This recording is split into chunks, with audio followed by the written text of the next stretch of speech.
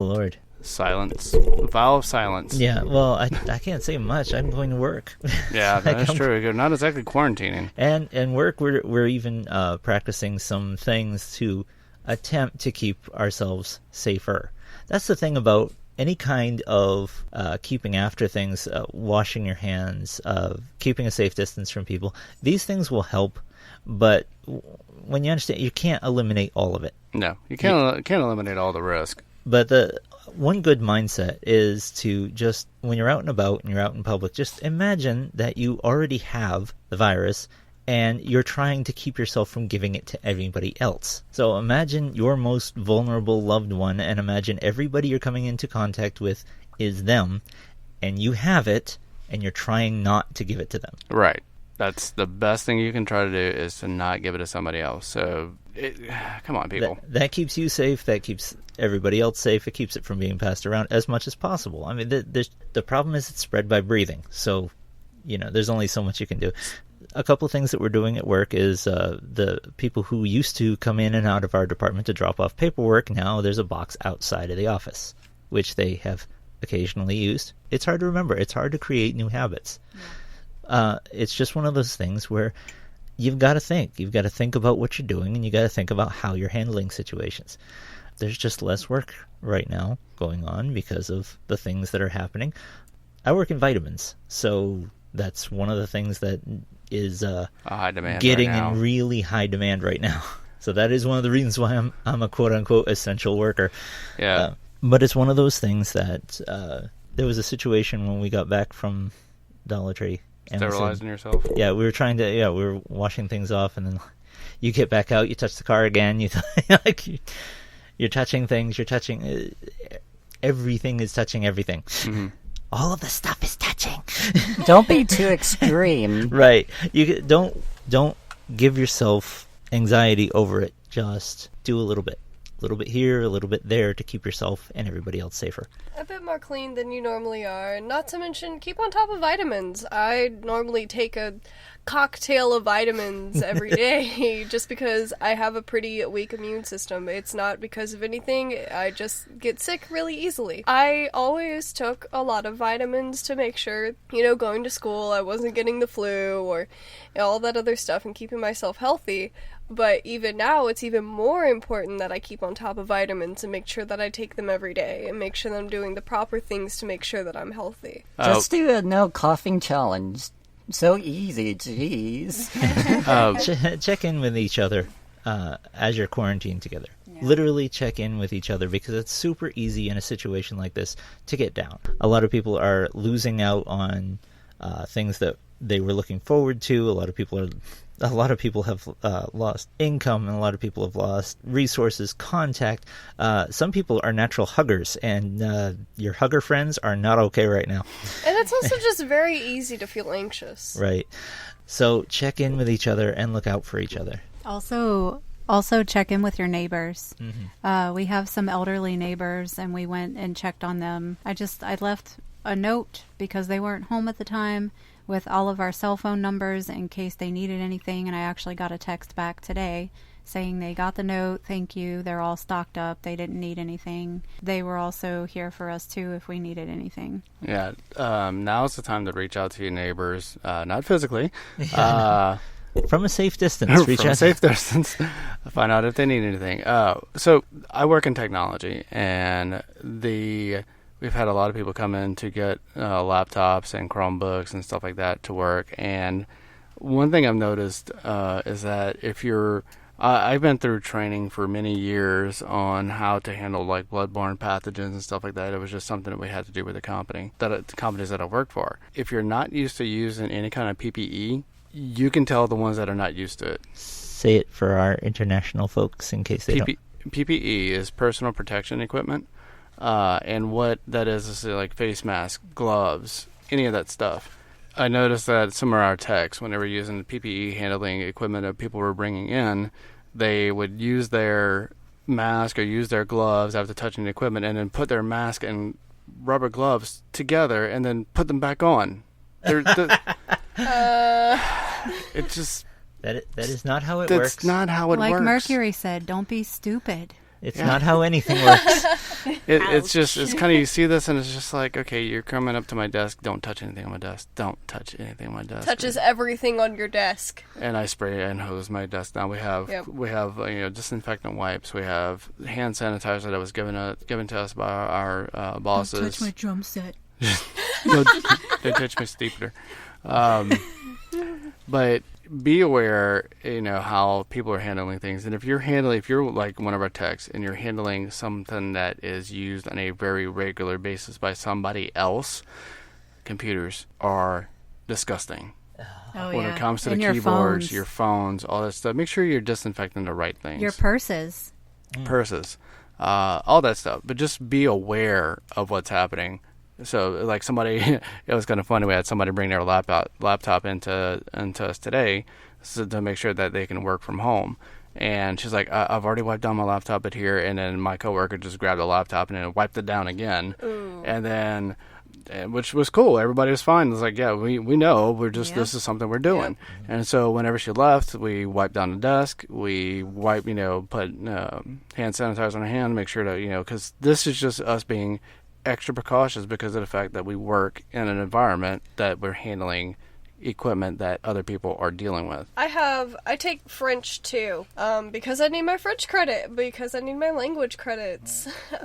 Point your face at the mic. So, I would come into class one day. Now, this was before all the shutdown went on. And my French teacher has allergy problems and is sneezing and coughing, and and the person I'm sitting next to has a cold, and everyone else is sneezing and coughing in the classroom, and I'm sitting here feeling like I need to put a hazmat suit on.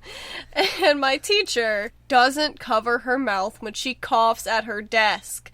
So, yeah. She's nasty. Yeah, I was like, you have got to be kidding me. So, like, if students are around her desk, she'll cover her mouth. But if no one, she just coughs, like, on her Chromebook or... So... One thing I'm hoping for with this whole thing that's happening to us all is that everybody will start developing more hygienic habits. Or any hygiene. Some of them, Please. In some cases, the bar is really, really low. Or non-existent. Right. So...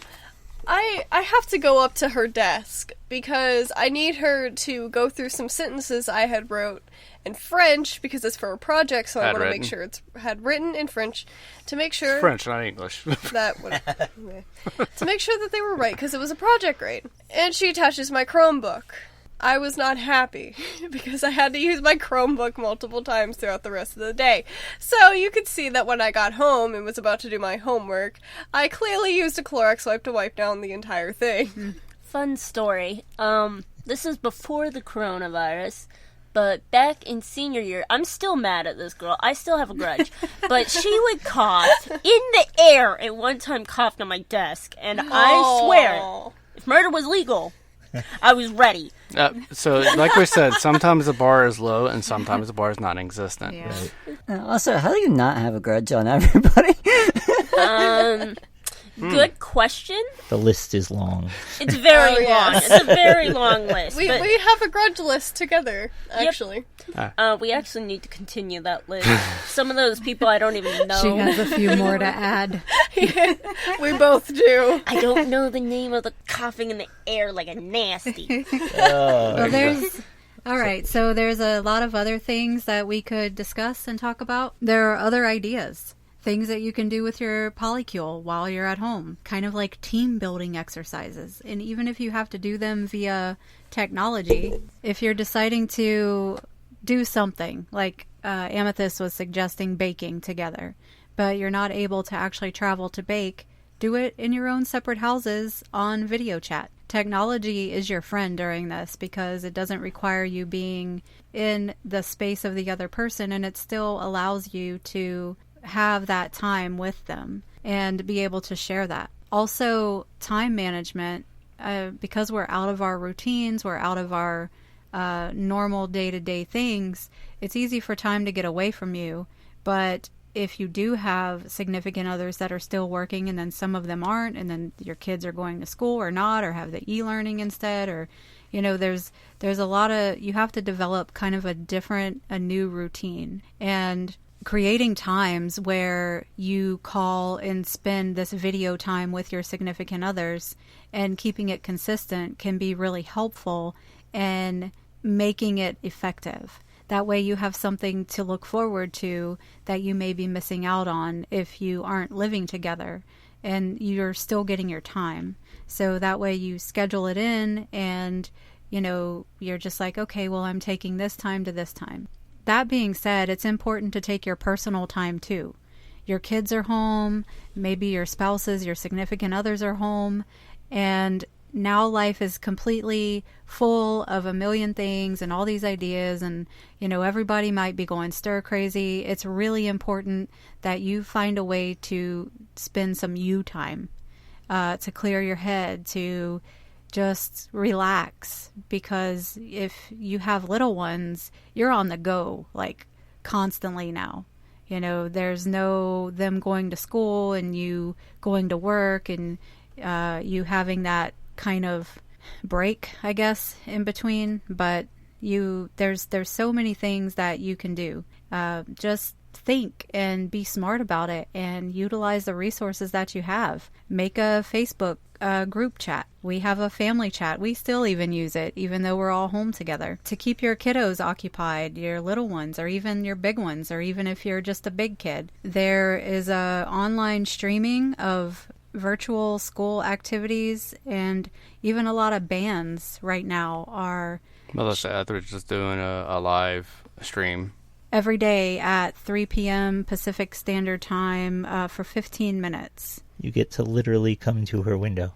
Yes, and she's awesome. And who else? There's a few others. Steam-powered Giraffe. Yep, and I know there's other ones, and there are also bands and productions doing online streaming of their shows. The virtual school activities, there's a website, we'll also post that. They give tours, like virtual tours of Buckingham Palace. The zoos do live streaming, the aquariums, the museums.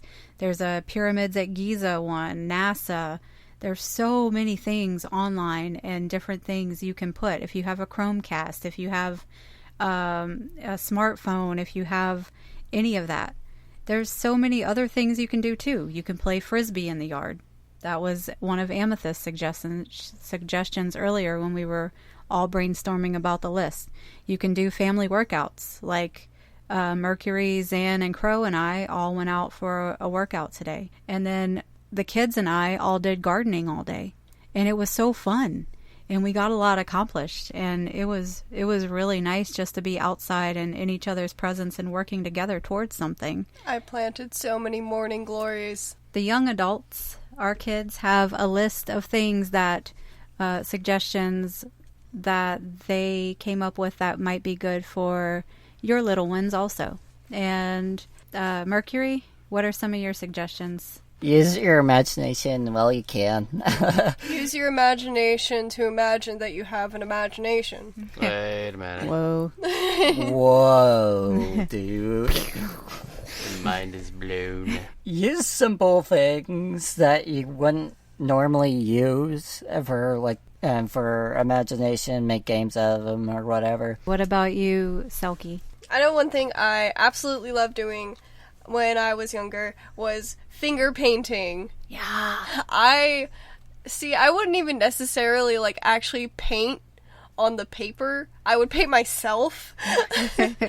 like Mom J can attest, my arms would be covered in paint. Oh yeah.